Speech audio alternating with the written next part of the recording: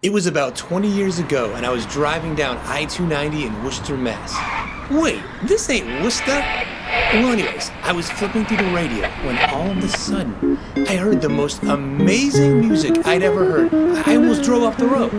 It was the jazz great Joe Pass, and I needed to figure out how he was creating those sounds.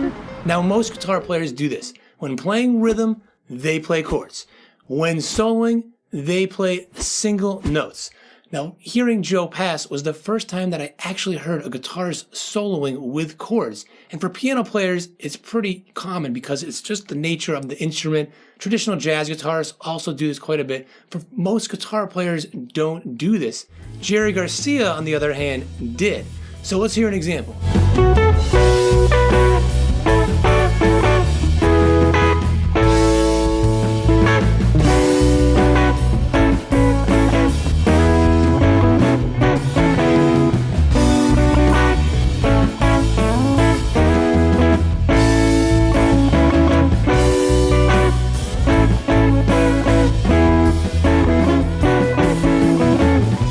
Now, I learned this solo from listening to Althea from 3/28/81 in Germany, but Jerry did this not only on Althea pretty frequently, he did this on a lot of tunes. And one of the best ways to apply this to your own playing is to break it down and simplify the approach. So let's listen to just the first half of what I did, just stripped down and see what's going on.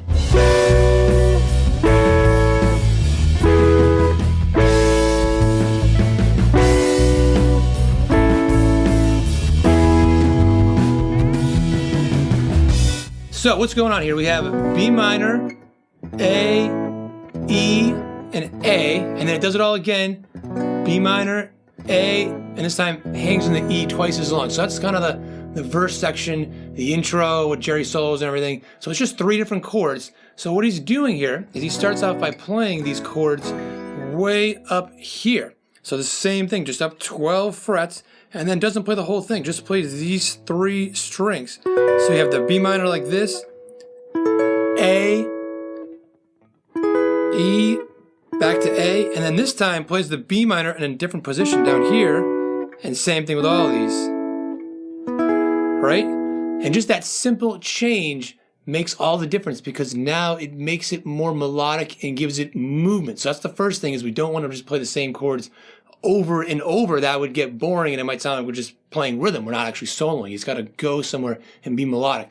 So he's very thorough with his chords and able to move them around. Now, if we're going to add a little more details, let's see how that sounds.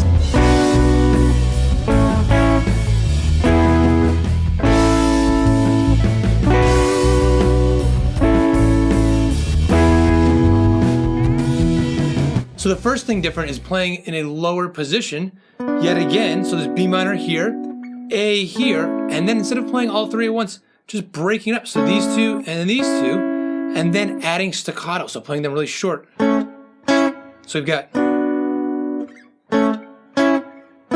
E here, A, and then back to this shape over here, B minor, and adding some vibrato. So a lot of people don't think to do that when they're playing chords, but Jerry did it all the time. Shake that to the A, to the E, right? And that starts to add more depth to it. And that was the second half of what I initially did. Now you might be thinking, why even bother learning how to solo with chords? Well, if you don't want to sound like everybody else and you want to stand out of the crowd, soloing with chords is an easy way to do it because you don't even have to be that good.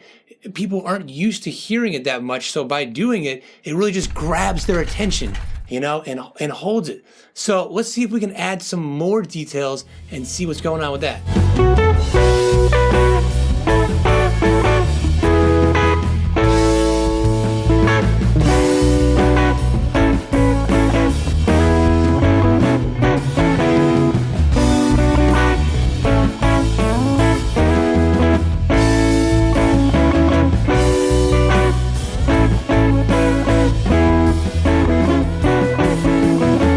So now we're going to look at exactly what Jerry played on this particular solo, but keep in mind, we don't want to just be a carbon copy of him, but we want to just learn these elements and apply it to our own playing so that we can kind of work on developing our own unique sound. So now we're doing both these positions, And first looking at B minor, right?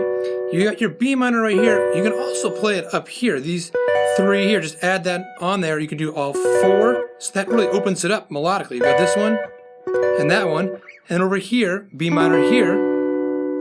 And then over here, you got all four. And then the last one here, here, and there. And of course you can play it in different places too, but this is for what we're doing right now, just sticking to that position.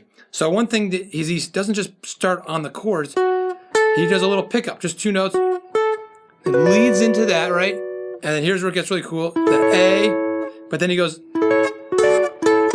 so he's playing essentially a D over the A. So that is a very gospel-y thing to do. It's like playing a 4 chord over a 1 chord, and you'll see we do it even more later. Right, so you got that. And then we're going to the E, just kind of normal from before. There's that B minor with the vibrato, A, and then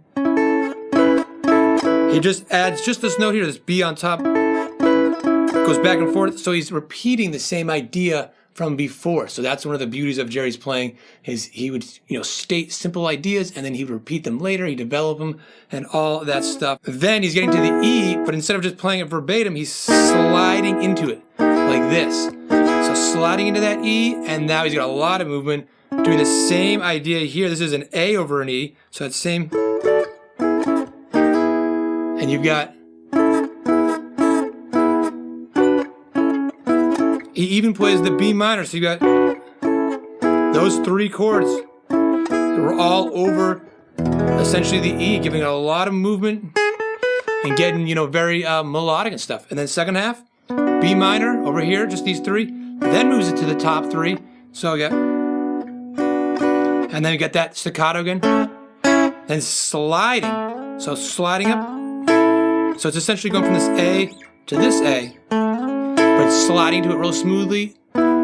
E again. That A with a little movement, and then he plays the B minor here. You heard him do it the whole, kind of all 4, right there. And then we've got that just individually. And then the same kind of movement here. Like that. If you want to apply this to your own playing, the best way to get good at it is to learn a song inside and out. And that is exactly why I created the mini course series, Dissecting the Dead. I just released one for Althea, and I also have one for Fire in the Mountain and Morning Dew. The courses put Jerry's, Bob's, and Phil's parts under a microscope to identify not only the big picture behind what they're playing, but also what their intentions were, how they executed them, and how we can apply these insights to your own playing to not only help you improve, but to develop your own unique sound. I put a link in the description down below if you want to learn more, but if you're not interested right now, check out this video right here instead, because learning how to solo with chords is only a small slice of Jerry's approach. You want to learn what any guitarist can learn from Jerry Garcia.